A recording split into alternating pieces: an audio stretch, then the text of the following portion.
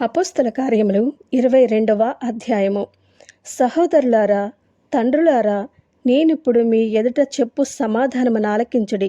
అతడు హెబ్రీ భాషలో మాట్లాడుట వారు విని ఎక్కువ నిశ్శబ్దముగా ఉండిరి. అప్పుడు అతడు ఈలాగు చెప్పసాగెను: నేను కిలికియాలోని తార్సులో పుట్టిన యూదుడను.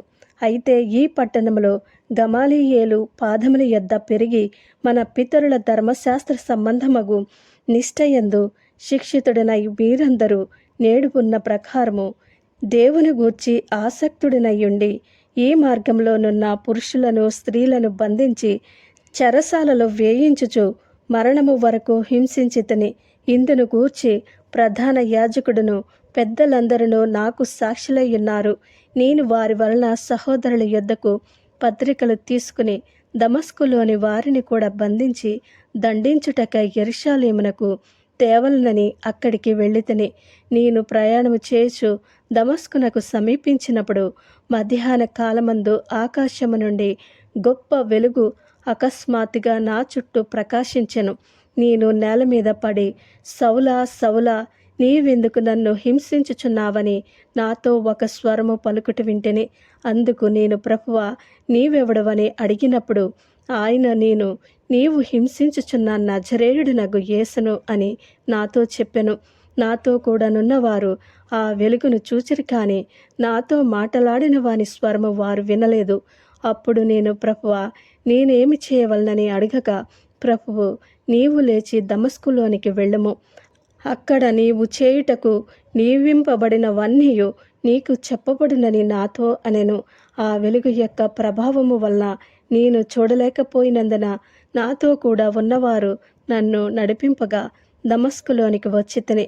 అంతటా ధర్మశాస్త్రము చొప్పున భక్తిపరుడును అక్కడ కాపురమున్న యూదులందరి చేత మంచి పేరు పొందినవాడనైన అననీయ అను ఒకడు నా యొద్దకు వచ్చి నిలిచి, సౌలా, సహోదర, దృష్టి పొందుమని నాతో చెప్పగా ఆ గడియలోనే నేను దృష్టి పొంది అతని చూచితిని.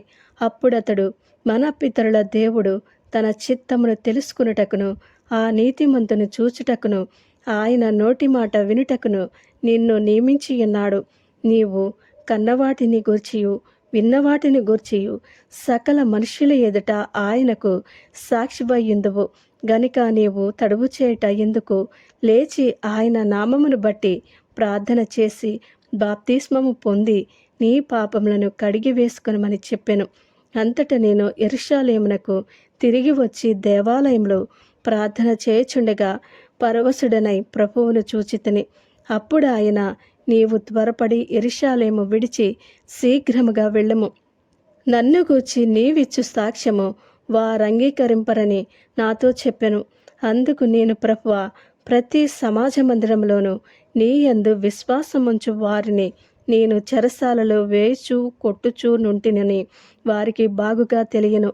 మరియు నీ సాక్షి అయిన స్టెఫను రక్తము చిందింపబడినప్పుడు నేను కూడా దగ్గర నిలిచి అందుకు సమ్మతించి అతని చంపిన వారి వస్త్రములకు కావలియుంటినని చెప్పితిని. అందుకు ఆయన, వెళ్ళుము, నేను దూరముగా అన్యజనుల యొద్దకు నిన్ను పంపుదనని నాతో చెప్పెను. ఈ మాట వరకు అతడు చెప్పినది వారు ఆలకించుచుండిరి. అప్పుడు ఇటువంటి భూమి మీద ఉండకుండా వానిని చంపివేయడని కేకలు వేసిరి. వారు కేకలు వేచు తమపై బట్టలు విదిల్చుకుని ఆకాశము తట్టు దుమ్మెత్తి పోయిచుండగా వారతనికి విరోధముగా ఈలాగు కేకలు వేసిన హేతువేమో తెలుసుకున్నటకై సహస్రాధిపతి కొరడాలతో అతనిని కొట్టి విమర్శింపవలనని చెప్పి కోటలోనికి తీసుకుని పోండని ఆజ్ఞాపించెను.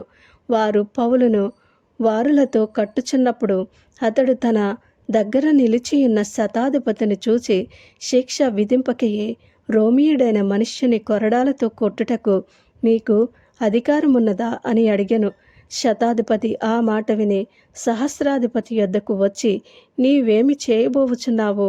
ఈ మనుష్యుడు రోమియుడు సుమి అనెను. అప్పుడు సహస్రాధిపతి వచ్చి అతనిని చూచి, నీవు రోమియుడువా? అది నాతో చెప్పుమనగా అతడు అవునని చెప్పెను. సహస్రాధిపతి, నేను బహు ద్రవ్యమిచ్చి ఈ పౌరత్వము సంపాదించుకుంటుననెను. అందుకు పౌలు, నేనైతే పుట్టుకతోనే రోమియుడను అనెను.